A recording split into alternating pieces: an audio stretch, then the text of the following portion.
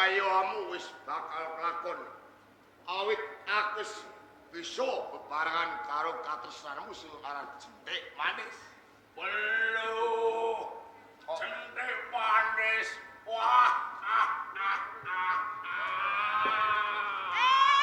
Cedak-cedak. Wong wadon sing tak gadang-gadang ya Jentik Manis.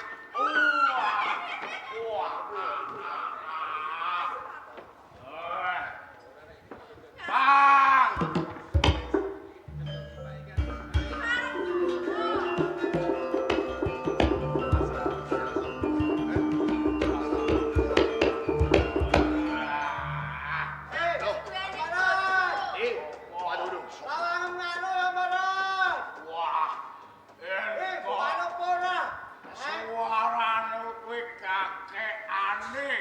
Asem gede. Apa karepe? Wong tuwa ape bongkok gedor-gedor omahe wong. Manut ta ora lho. Manut ta ora. Ilawange dilake ora? Kakang asem dhewe. Ora krungu wae. Oh, deleke sih. Delek Sinet.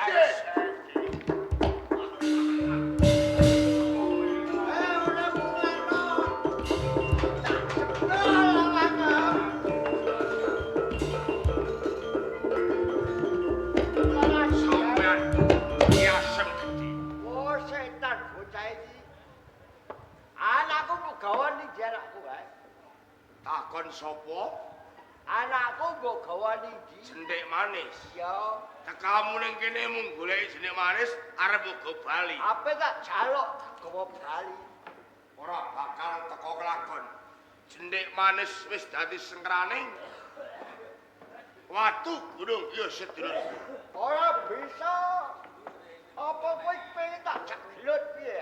Iki watu gunung. Ayo mrene. Wah, ono apa Kang? Tekane yasem dijaluk Jentik Wah, Manis. anake. Anakku gawane tak gawane Wong bali. tuwa kurang duga. Wis sampe bongkok. Gedor-gedor omahe wong. Lawang dipancal. Kowe nek kowe jenenge wong tuwa aku jero sawu. Arep tanggunganmu. Jalaran Jentik Manis kuwi senengamu. Bakal mbok pek bojo. Tanggunganmu ki kakang Aku. Iya. Aku mau kon piye? Ora. Wong tuwa ngene iki ngribet-ngribete apa mau kon mateni Srimpung sikile ketimbang. Umpama aku jela mau kelakon tak bekok-bekok kowe. Gawane anakku. Ayo, gawane. Anakku mbok delik Sing iki lecane. Anakku mbok delik ning ndi ae sampeyan. Ngan yo jagat dulur ora bakal kowe ketemu karo anakmu. Belum. Ora bakal ketemu.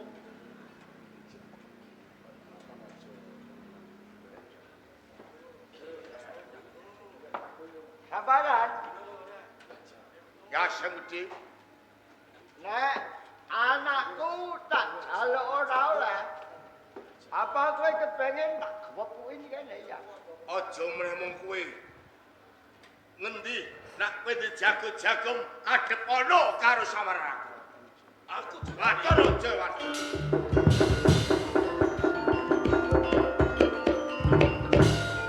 Panjenengan nak Mas Maison. Yasem gede. Jagone yasem gede. Mendel-mendelke duweni kasekira apa ke Gus dadi jagone yasem gede. Setia mantep lan mantep nggonku bakal mbelani kelawan Ki Asem Gede nggone kepenyul bali karo Mbak Yu Jentik Manis.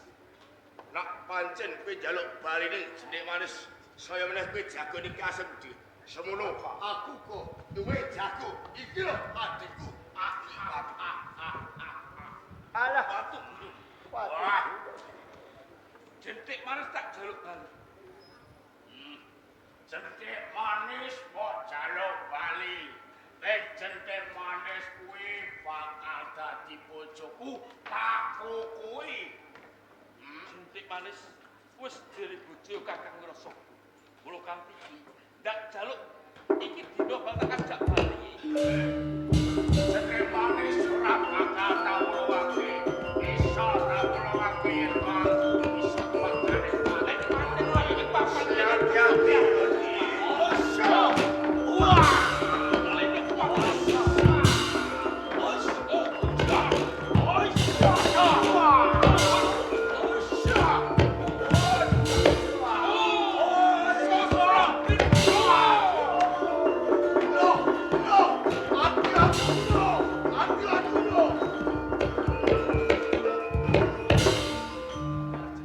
Syukur saka kowe macet ya wong kaya ngono.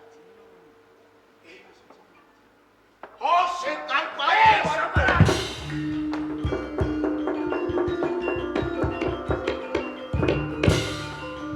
Kowe arep apa samparan? Kowe ora trimo patine dulur. Ora, aku apa-apa.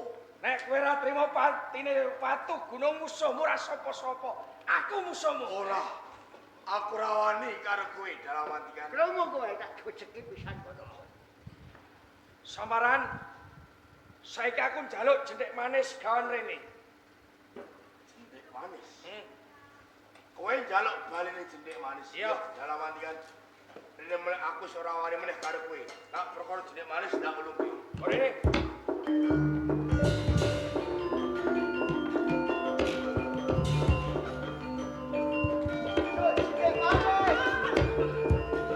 Ayo balik. Samaran. Ayo, tiru sisi.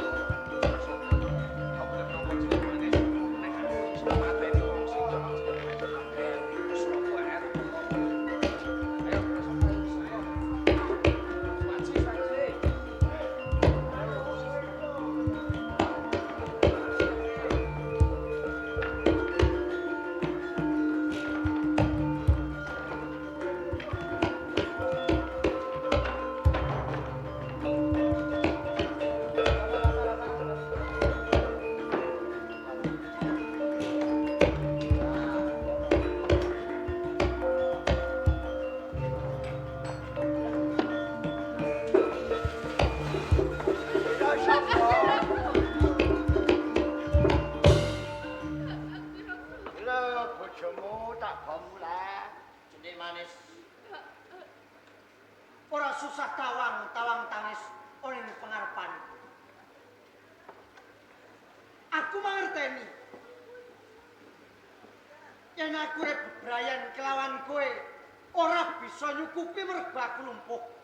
Mula kanthi kuwi kowe nganti ninggalke aku. Saka ngendi? Aku sudek aku. Aja ngono to, Le. Bojomu balik iki sesuci, urung japa-apa nang wong. Saka ngendi wae?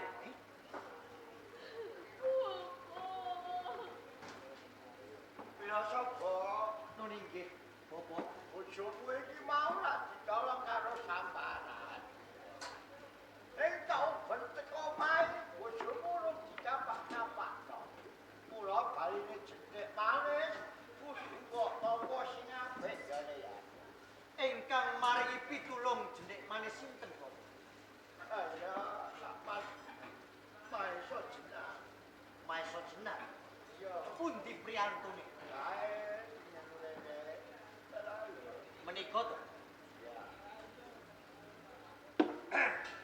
Matur nuwun ya. Matur nuwun karo Maeso Jenar. Sedulur Maeso Jenar. Kakang Rasa.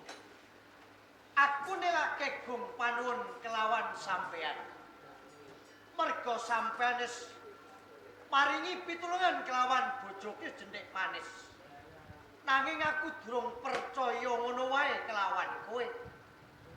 Merga ngopo? Wong maringi pitulung kelawan wong kuwi ana loro cacahe. Kang angka 1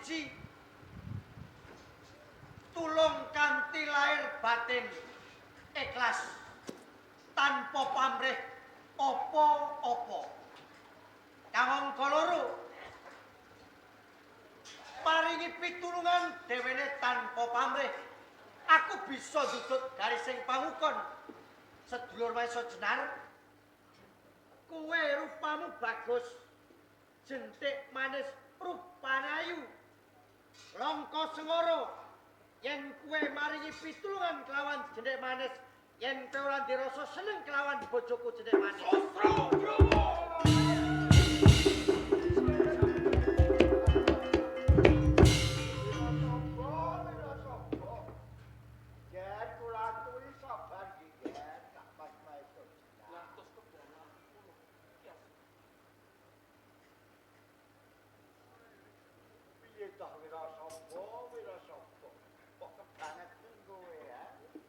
Separe kudune kowe iki duweni rasa matur nuwun. Kowe bisa nyawang kelawan bojomu bali ana ing pantun. Mergo upama kelakon iki diumbar-umbani, mesti wae jentik manis nganti dina iki ana ing tangane sampah. Aja kaya ngono, Jan. Paman dalang mantingan. Kula mboten pertados yen jentik manis menika kalian Maesa Jenar mboten gadhahi raos seneng lan seneng jalaran apa. Jentik manis nggih bojo kula menawa rupane ayu, sing maringi pitulungan rupane bagus.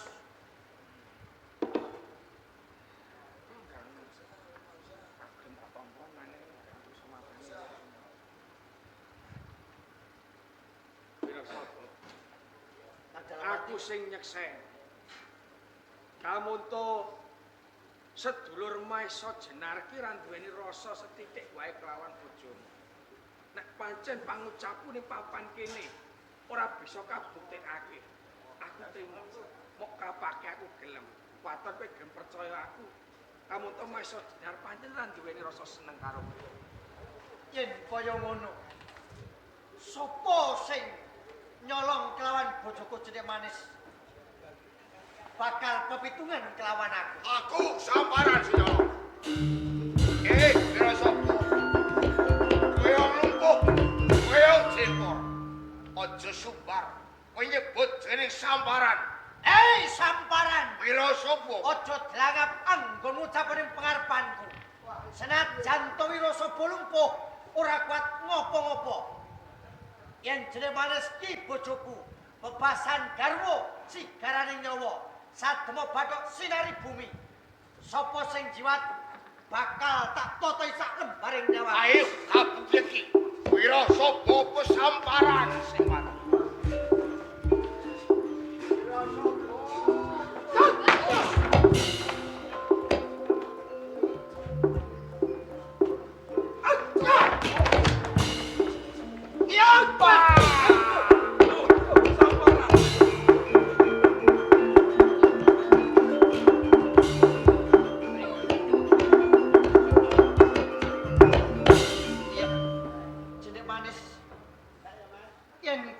Percaya pitaya kelawan kowe.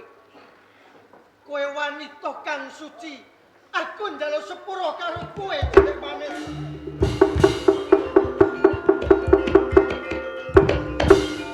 Dina sapa? Nggih, saiki wis lega atiku. Yen kowe ngerti jeneng manis bali menyang tananmu isih suci. Kula ya wirasaba tukaran padu kuwi kena ning kudara rampunge sing wis ya wis sing durung aja nganti bareni. Nurin nggih. Mula nggon budayan ayo dibangun sing apik diterusake nganti besok akeh ndelahan. Apa? Ngantos kula boten saged lampah lumpuh bebasan. Kula badhe bloko wonten ing pengajenganipun panjenengan. Nggih. Nalika kula tetandhingan kalian Pradongsa ingkang badhe ngrebut bojo kula jentik manis. Kula kawon katampan aji wisa Gundala Wirat.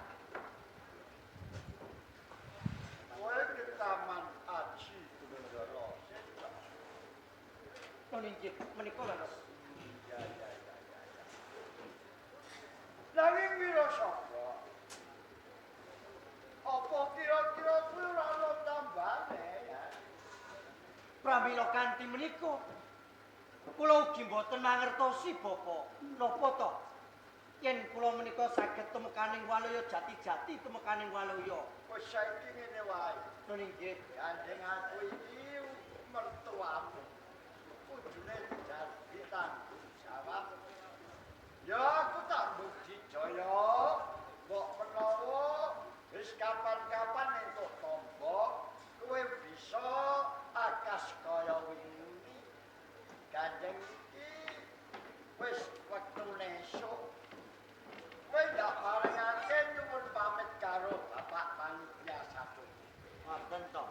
Bapak kula kepireng yen sinten kemawon katampan aji wisa Gumbala Seta menika tambanipun menika minyak Gundala Wirang Bapak. Nggih, menika leres.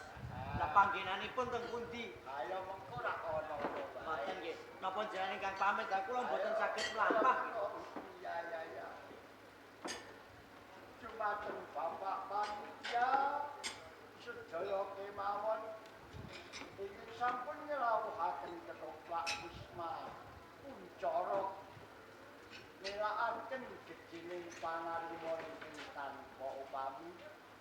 Miras pantes Wisma Kuncara nyuwun pamit lan sedaya kalepatan mugia kapendhem wonten gumining pangapura. Wabillahi taufik wal hidayah wa